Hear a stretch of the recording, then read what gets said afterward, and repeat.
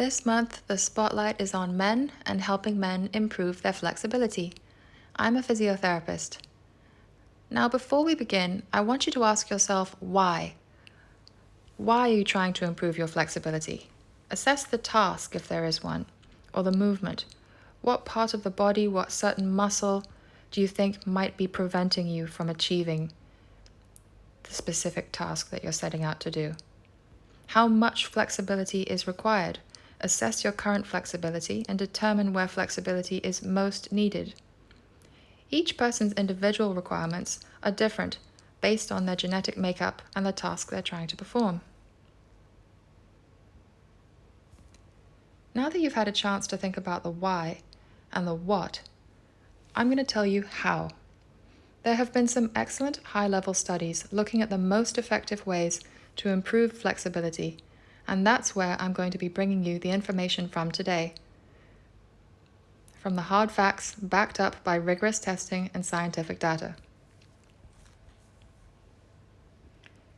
There are several factors that determine flexibility, and therefore our approach to flexibility needs to be multifactorial. Some factors are beyond our control, like your joint structure. Also other factors such as age, gender, hormones. But research has shown that we are able to modify other factors. Stretching has been demonstrated to modify neural factors. We will discuss how much and what type of stretching.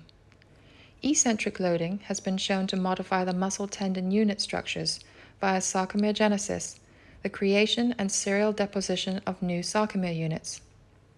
As a quick recap, some factors are beyond our control, but others are modifiable.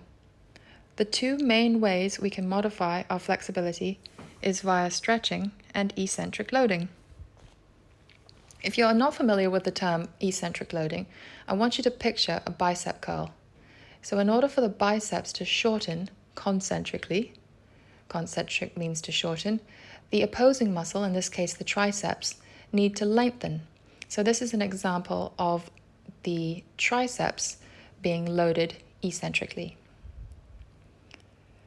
So the parameters that are required for eccentric loading are working up towards 70% of your 1 rep max.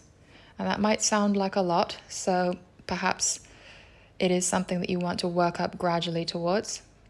You're going to be doing 8 repetitions and 5 sets.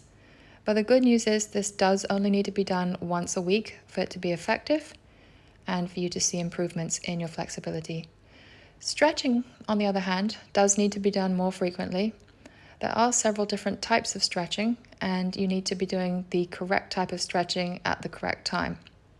So dynamic stretching is something that's done prior to exercise, but after your warm-up.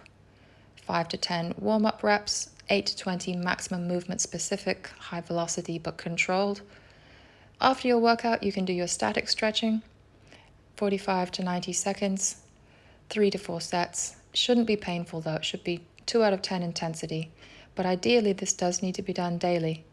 PNF, you may have heard of, is when you contract the muscle for 5 seconds, then you relax it, and then you stretch it for a minimum of 30 seconds. And usually 5 sets of that as well. But it is extremely effective.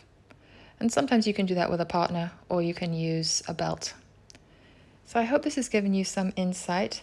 Through stretching in this specific way, we can improve our tolerance to stretch via modifying the neural factors as discussed, and via eccentric loading we can get mechanical adaptations via sarcomerogenesis. If you have any further questions, you can contact me via my Instagram, which is wings_physio, and I'll be happy to answer any questions that you might have.